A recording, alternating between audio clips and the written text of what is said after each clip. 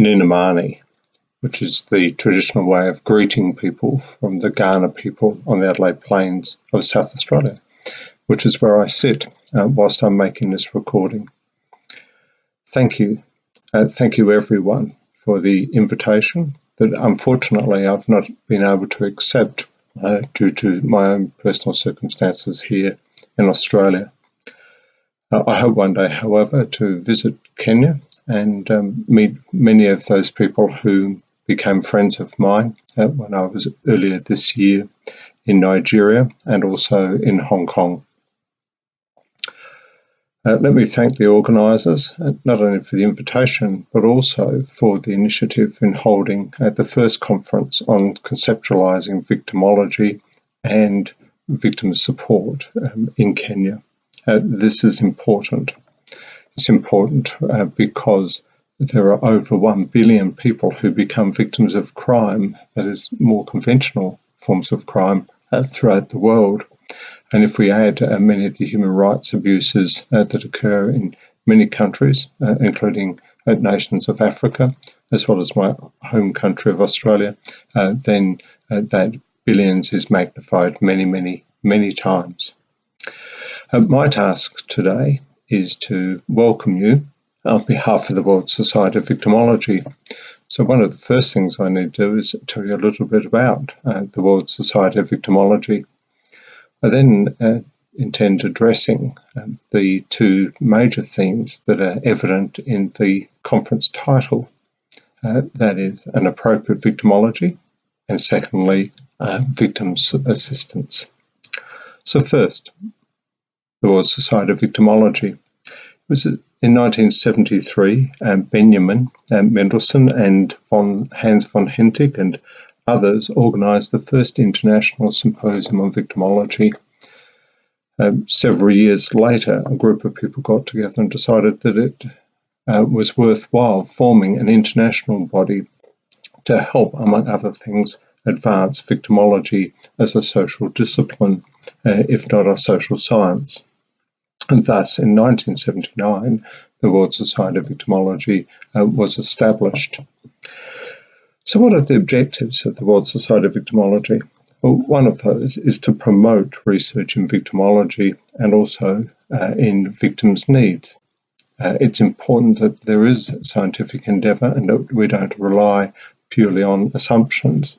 As Plato once famously wrote, it's important that we have facts, that we don't rely on just our own thoughts and beliefs.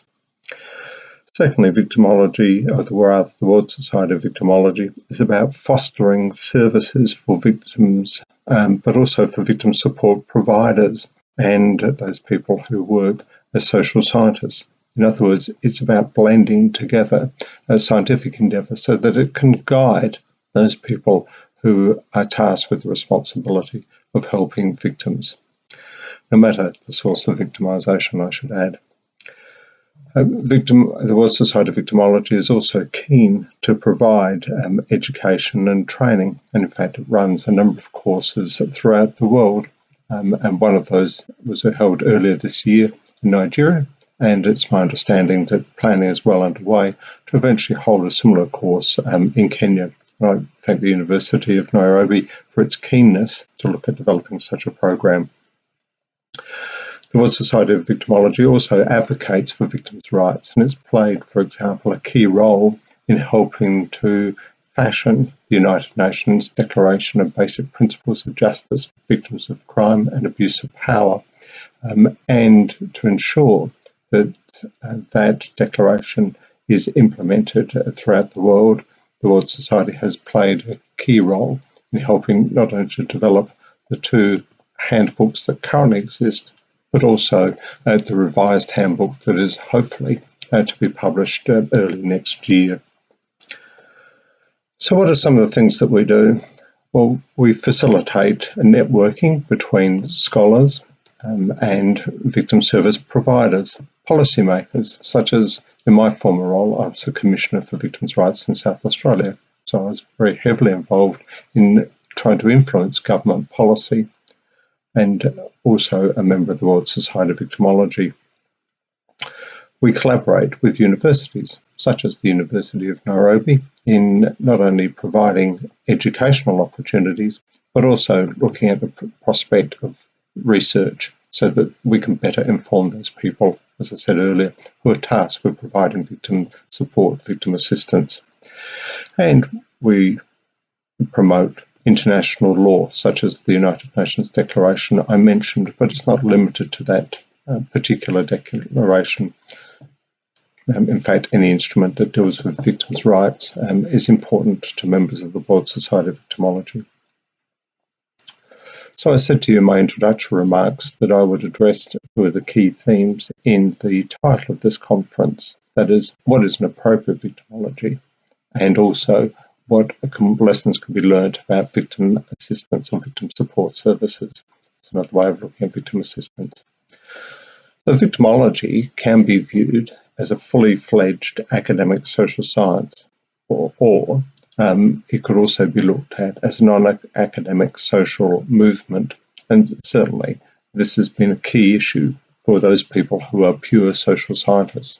That is, to what extent should we be partnered with the more humanistic areas of victimology, and in particular concern has been expressed about the association with the law and order lobby. What is the scope of victimology? Well, there are many sources of victimisation, and they can be divided very broadly into two categories. One of those is non-human, and the other is human. With respect to the non-human, we can look at issues such as predatory animals, disease, and also natural disasters, although there is some argument that some of the more recent natural disasters have been as a consequence of human intervention, as well as nature striking back, so to speak. The human interventions or human sources of victimisation can be categorised in different ways. For example, in a structural sense, the feminist movement has drawn much attention to the influence of patriarchy into ensuring that there is ongoing discrimination against women, and that violence against women is tolerated in certain forms. And so the notion of structural victimisation is important. There's also a victimisation that can be categorised in terms of the law, that is the criminal law as well as the civil law. And another area of interest for some victimologists is that of what is sometimes called auto-victimisation or self-victimisation, which includes such matter as when people complete suicide. Another way of thinking about the scope of victimology is to think about human rights abuses. In fact, there is a strong group of people within the scope of victimology who argue that victimology should be concerned primarily with human rights abuses. And there's indeed another group who argue that there should be a global victimology that considers all realms of victimisation or all forms of victimisation, such as those that I have outlined. Most often, victimologists that focus on criminal victimisation, and some of the comments that I'm going to make to follow are actually as a consequence of research that has been conducted in what is known as the scientific criminal victimology or penal victimology. Excuse me while I just refer briefly to some notes.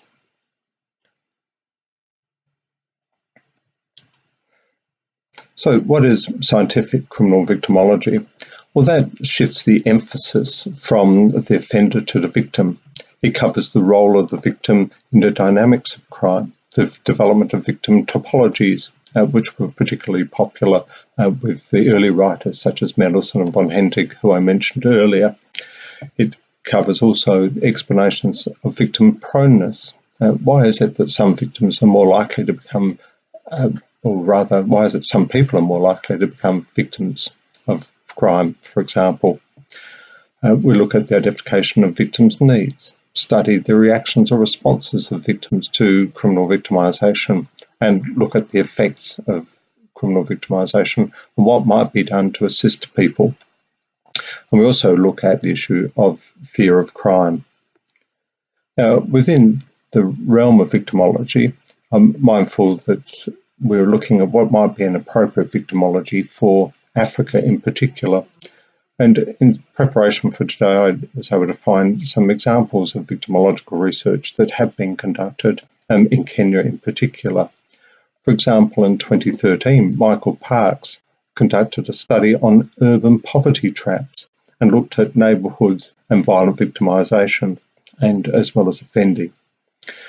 He found, for example, that there were some structural issues that contributed to the risk of victimisation, and in particular the potential that someone might become both a perpetrator of violence as well as the victim of violence.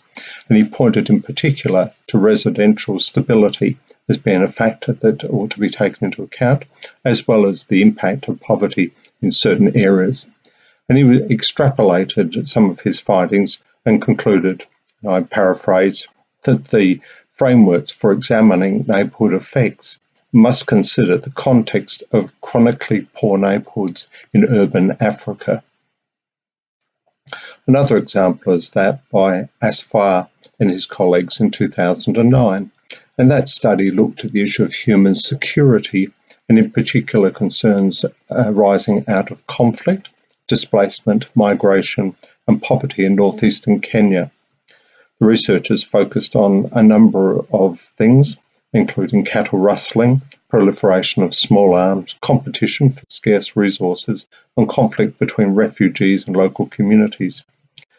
Regarding the latter, just to illustrate a point, that is conflicts, the researchers observed, and I quote, "Conflicts in this part of Kenya have brought colossal human tragedies, for example, loss of human lives and property, as well as destroying and restricting access to available infrastructure in the community." Now, the impact, as identified in that study, of conflict on social and economic infrastructure was enormous.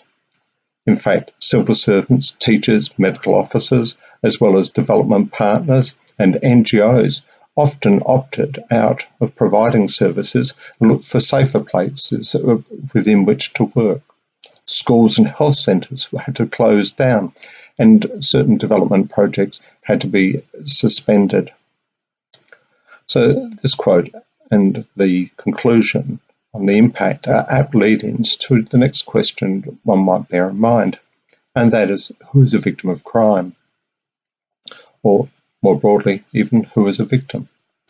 The word victim, according to the Chief Justice in India several years ago, lacks descriptive precision, and defining it has proven to be quite complex and quite challenging. For example, there are some people who use very simplistic definitions, those that often appear in a dictionary, such as here in Australia we rely on the Macquarie Dictionary, which defines a victim as, and I quote, "a sufferer from any destructive, injurious or adverse action or agency." Now, consistent with that, the USA victimologist Andrew Carmen says that a victim of crime is any people who are beset by loss, injury or hardship from any cause, in particular a crime.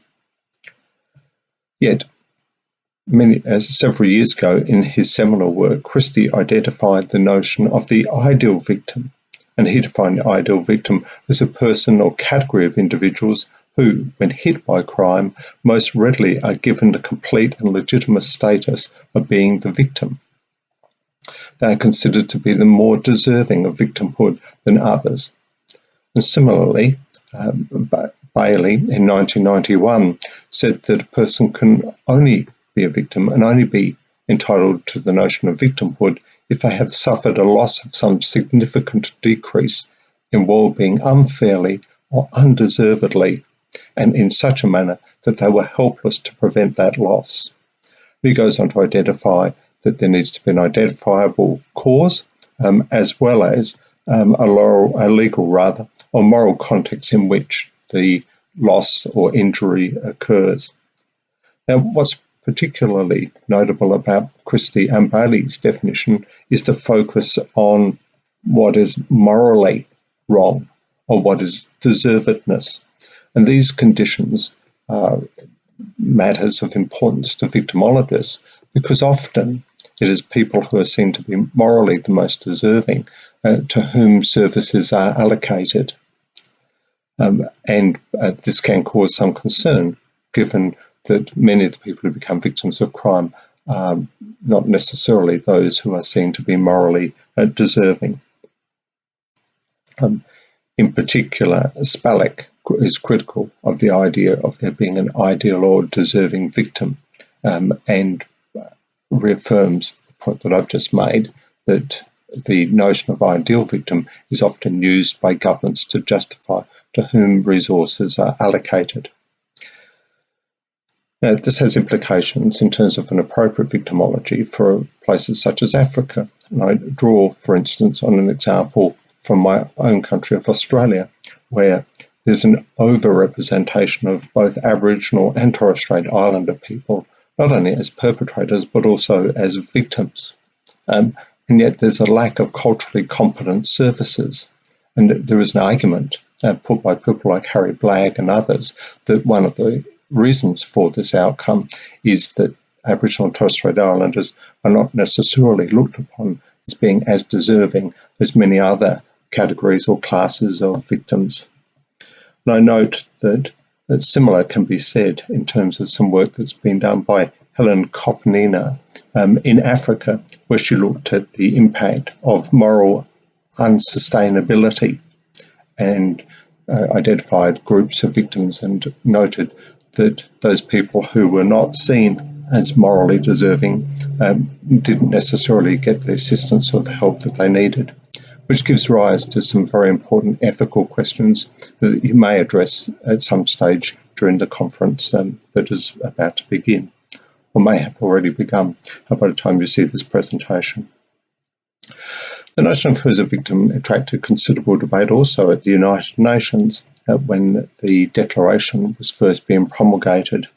And I hasten to point out that the United Nations determined that a victim of crime is any individual or collectivity of people who are harmed through acts or omissions that are prescribed as being criminal within a particular nation state.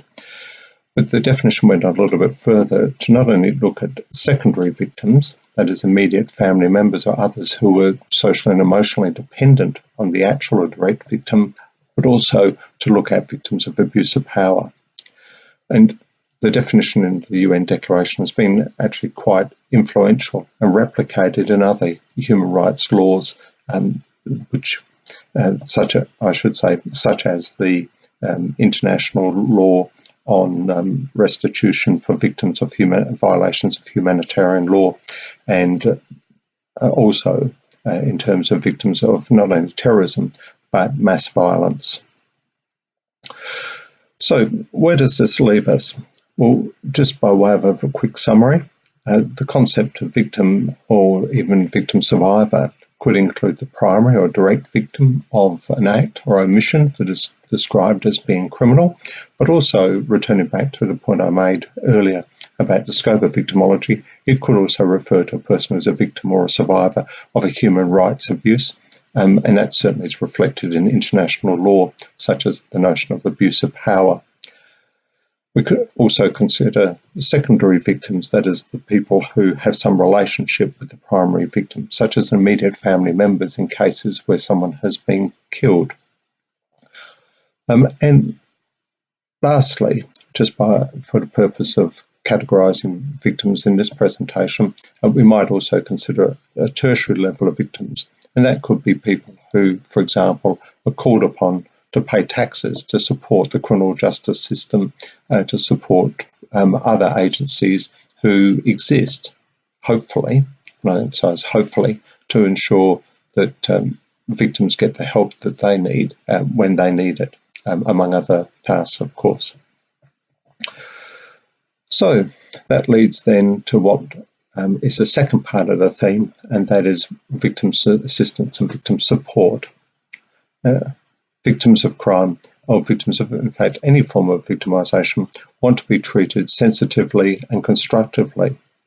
In terms of victims of crime, we know from research that has been done predominantly in Western nations that victims also want to receive accurate information about the support services that are available to help them, and also how to access those services.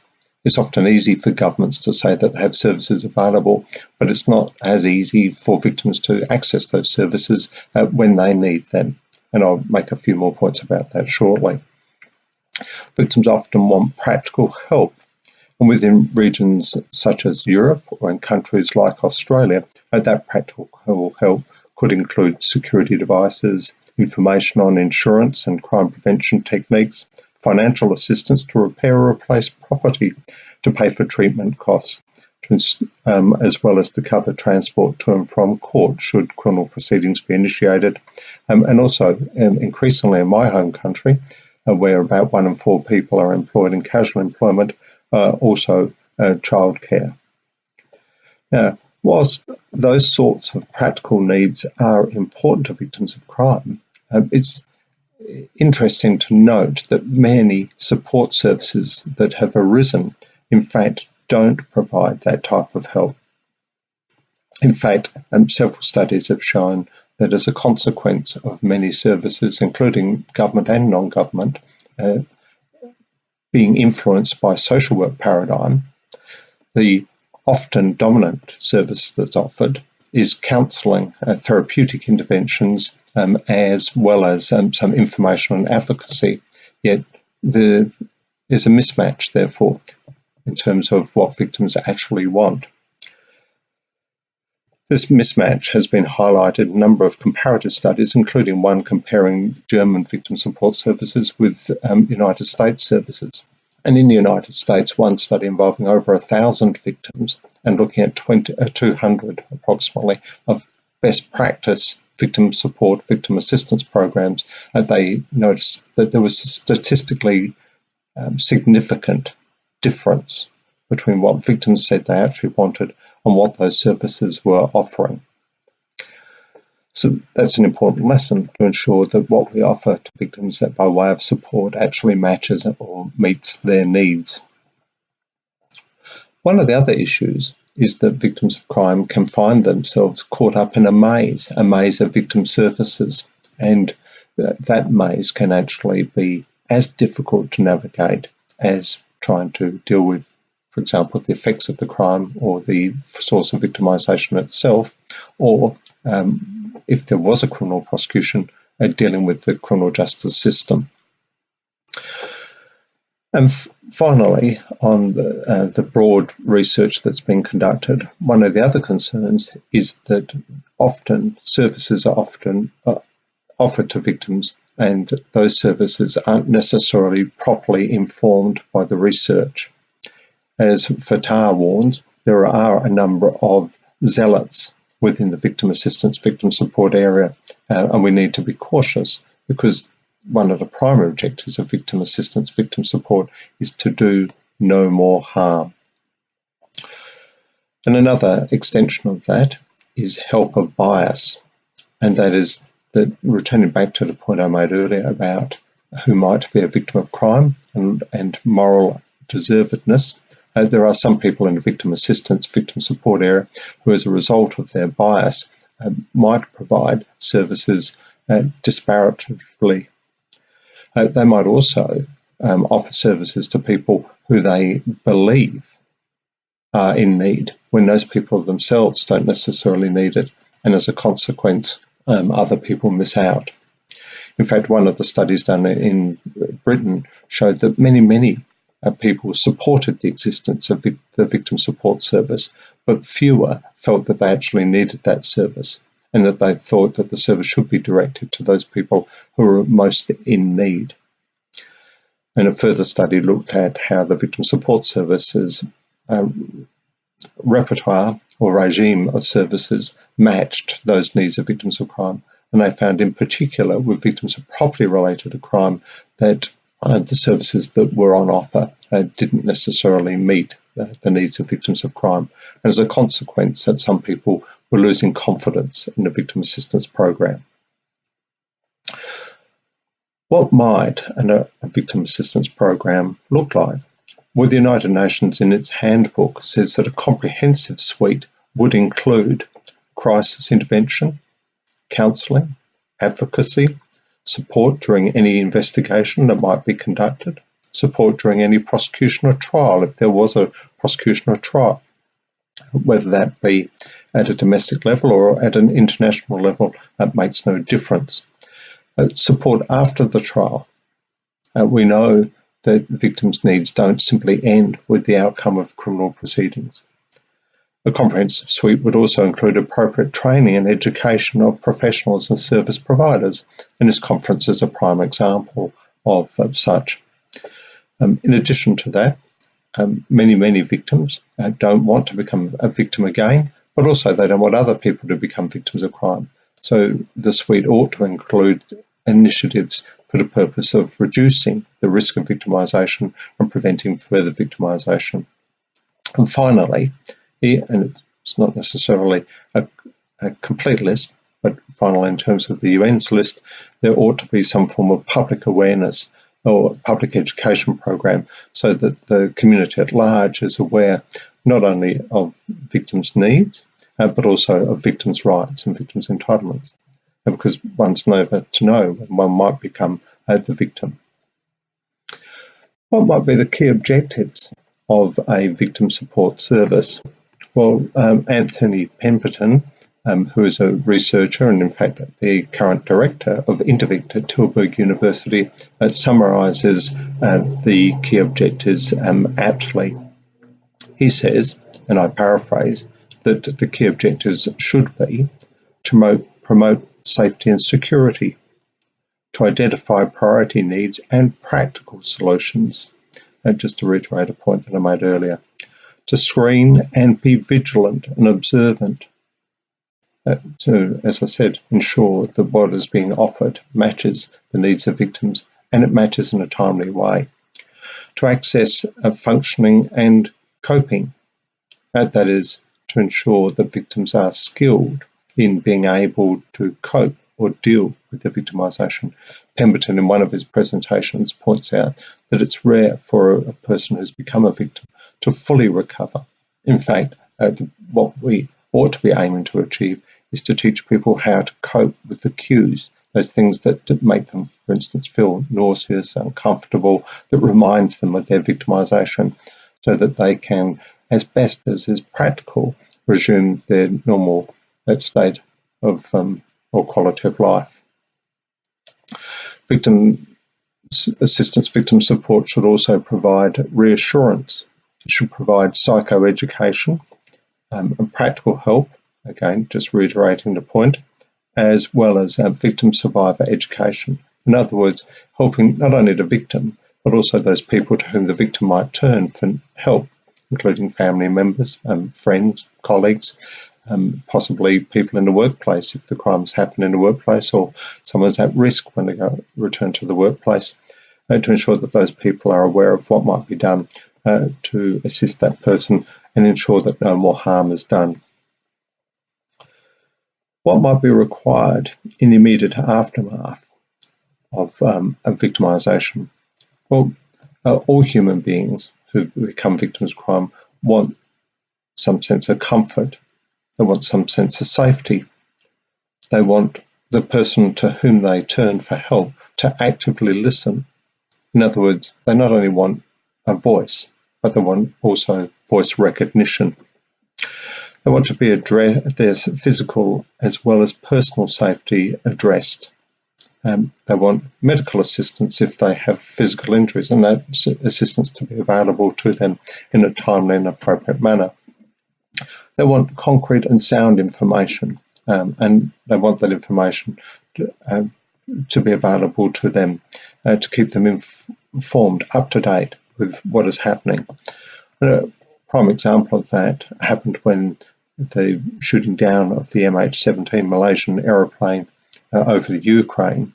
The Dutch government invested a considerable amount of money in helping the Victim Support Netherlands establish an online service that includes not only chat rooms and media releases, but also regular updates, and people could join a listserv as well so that they could be kept informed no matter where in the world they were at that particular point in time. Victims in immediate aftermath also require linking to support services. And this might mean not only giving the person information, but also making an active referral. And most important, and I've mentioned this several times now, is that we should do no further harm. This is often overlooked as a consequence of people being overly passionate in their desire to help, but we should do no further harm. And scholars, academics, researchers play an important part in informing service providers so that they do no further harm. Following on from that notion of doing no further harm, it's important that anyone who's involved in victim support, victim services, is sensitive. That is, that they have victim survivor sensitivity. They need to be able to convey respect, goodwill and courtesy. They need to be able to treat victims with respect for their dignity. Some of the things that might be important is understanding what one's role is and not making unnecessary promises or pledges to do things that are unrealistic or unachievable. Acknowledging differences, not only in terms of differences with respect to each individual victim, having regard for their culture, their ethnicity, their age or other characteristic, but also differences in terms of how people who are victims of the same crime might respond.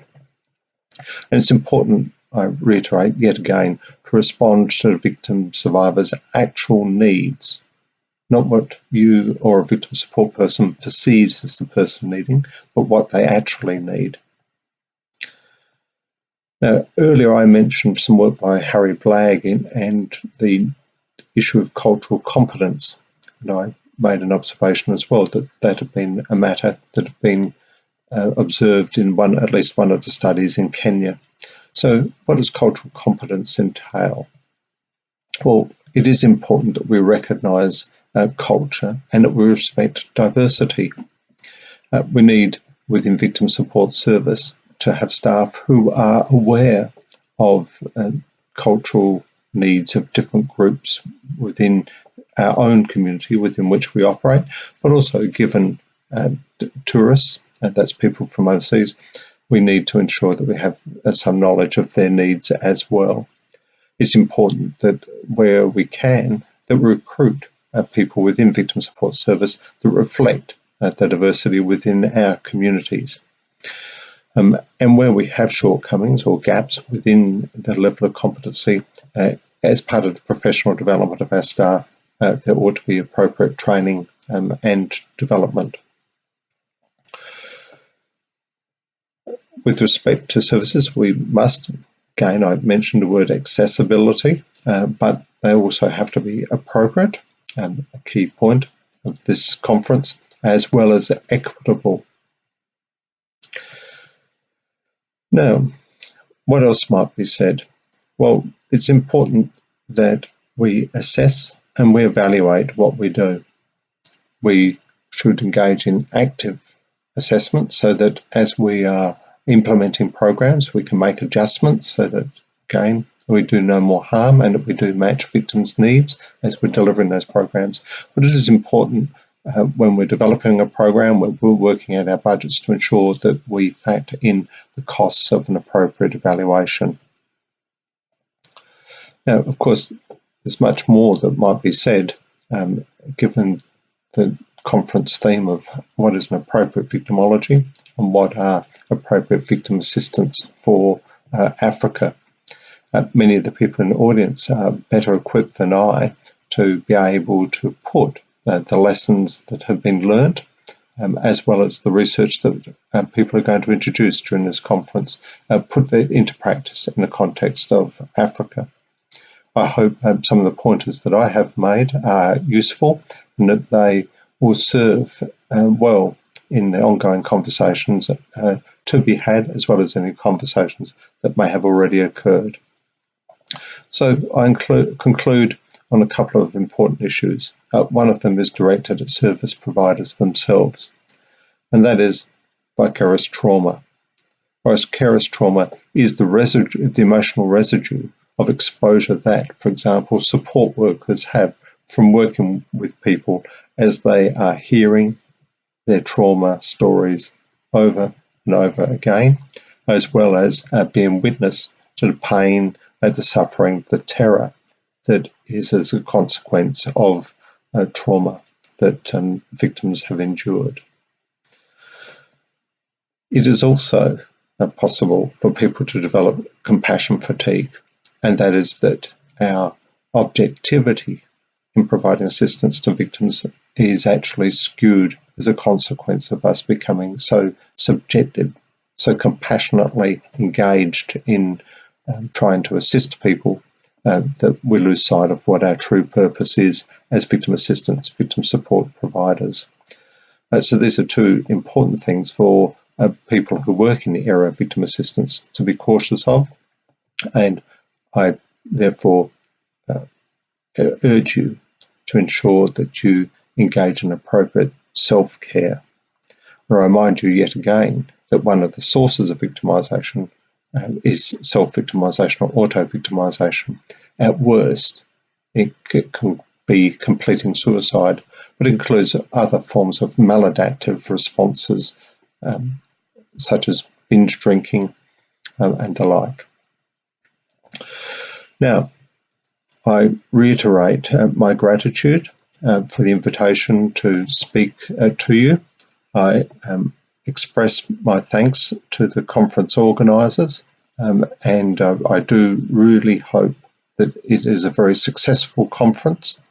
I'm pleased that the World Society of Victimology was asked to partner with the University of Nairobi, and I hope that that partnership will continue into the future, and in particular that there may be an opportunity for us to provide some training collectively, and it's important that we do it collectively so that we can ensure that there is appropriate lessons from the victimological field shared throughout Kenya, and that victim service providers are properly trained and educated so that they, among other things, as I have said more than once, do no more harm.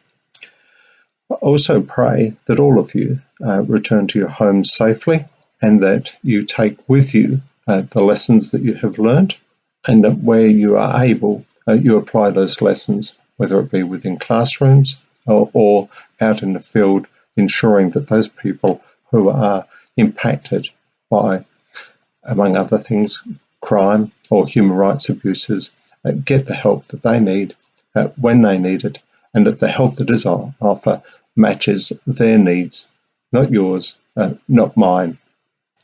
Thank you very much, and thank you indeed for listening to what I've got to say. I hope it proves fruitful in terms of any other discussions that you might have now and sometime into the future. Thank you.